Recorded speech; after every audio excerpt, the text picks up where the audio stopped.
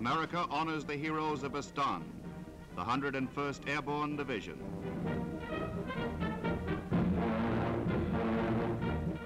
Reviewing them are Supreme Commander Eisenhower, Major General Taylor, Commander of the 101st, and many others.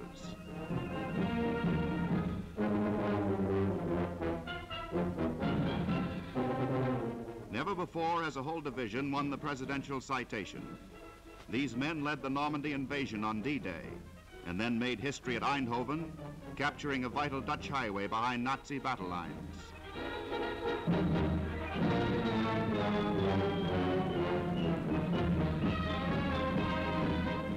Marlene Dietrich, on an entertainment tour for the troops, watches the ceremony somewhere in the battle zone as General Eisenhower affixes the citation to the divisional standard.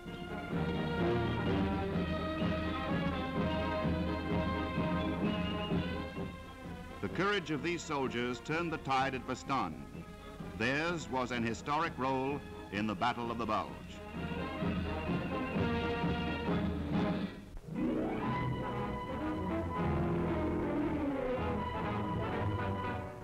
This 12,000-pound earthquake bomb, which sank the Tirpitz, is dwarfed by a new 22,000-pounder, the world's biggest bomb developed by the RAF. On March 15th, Lancaster swept over the Bielefeld Viaduct. Down on this vital railway link between the Ruhr and Germany went some 12,000-pound bombs as a starter. Then, in its first trial, the new 10-ton Mammoth ripped the bridge in one tremendous explosion.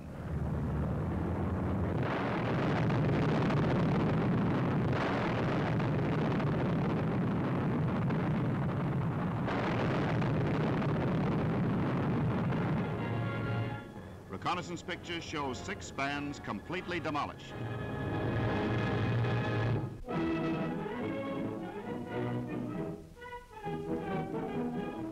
In England, 500 young Dutch refugees came riding into an American convalescent center and straight into the hearts of the U.S. Army.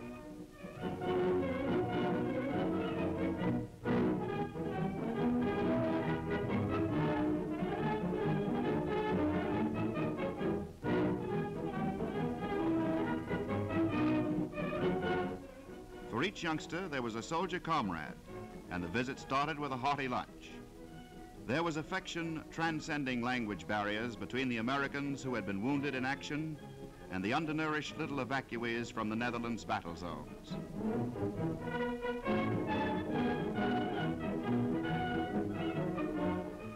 Symbolic of the strong ties between the two countries, the commanding officer gave Thea van Unroy of Nijmegen the honor of presenting the Purple Heart Medal to Private Charles Ritchie for the wounds he had received fighting in her hometown in Holland.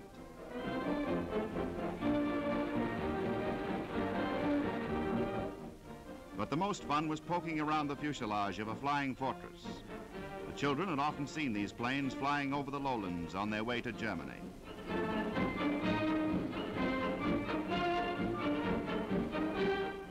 When the day ended, the soldiers gave candy they had saved from their rations to their little guests as a farewell gift. But most precious of all, the children carried away with them the deep and abiding friendship of their fighting allies from America.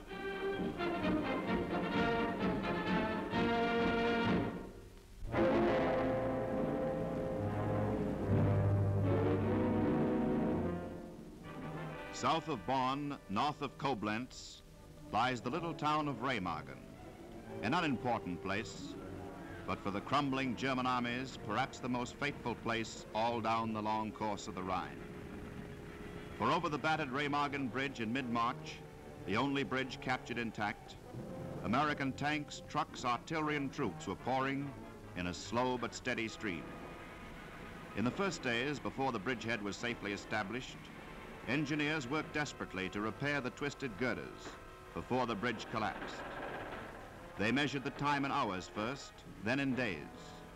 And while they worked, the divisions of the First Army passed to the east bank.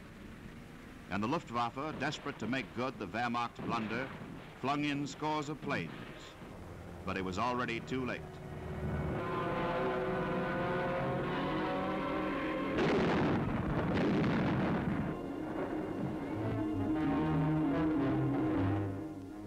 bridge went down 10 days after its capture, collapsed from the weight of transport over its damaged girders, for the enemy, the worst had already been done.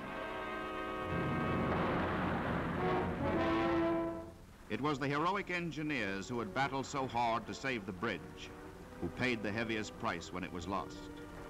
Flung headlong into the water, some were drowned, some died of injuries, some were seriously hurt and were pulled out more dead than alive.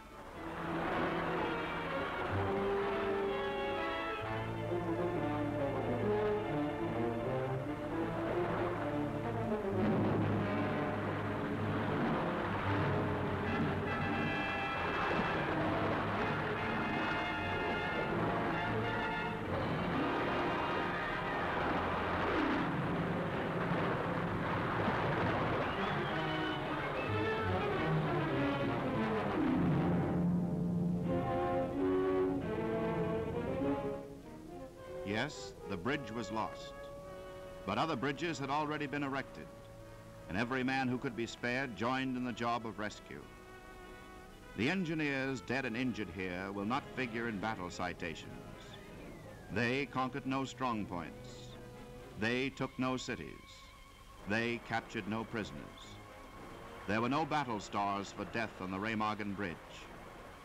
But because by their efforts and theirs alone the bridgehead was made possible, because by their heroism the costly attack by storm was avoided, each man who died here died for 100 of his comrades. By however many hours or days or weeks they shortened the war, they shortened it for us all.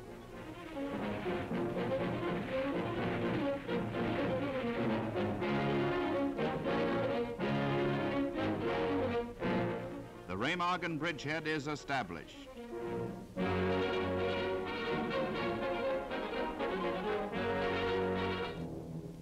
Outside the town of Rhine River on the east bank, civilians are herded into the fields to escape the firing.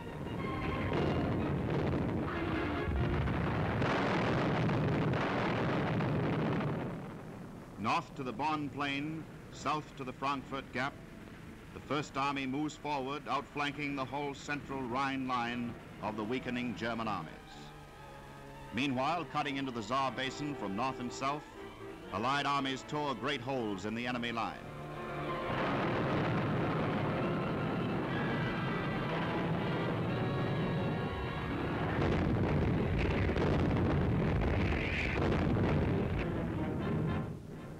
Up from Alsace, down from the Moselle, over from the borders of Luxembourg, the great drive went on with a speed and fury not seen since the days of the Normandy breakthrough.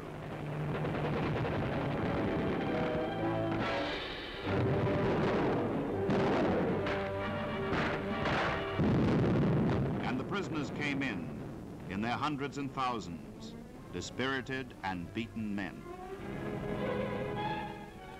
Bonn fell, and Mainz, and Worms and Kaiserslautern, and the great city of Coblenz, where the Moselle flows into the Rhine. Here there was a short, bitter fight. Into this city, battered by bombing and shell fire, the tanks went in, routing out the enemy from his strong points. This was a pattern victory, the sort that comes with such speed, the enemy is left bewildered and utterly lost.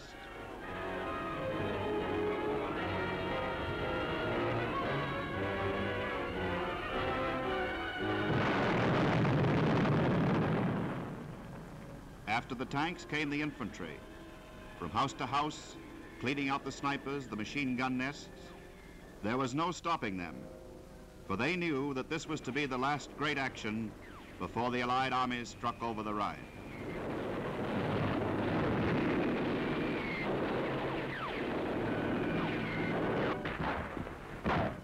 More prisoners came in.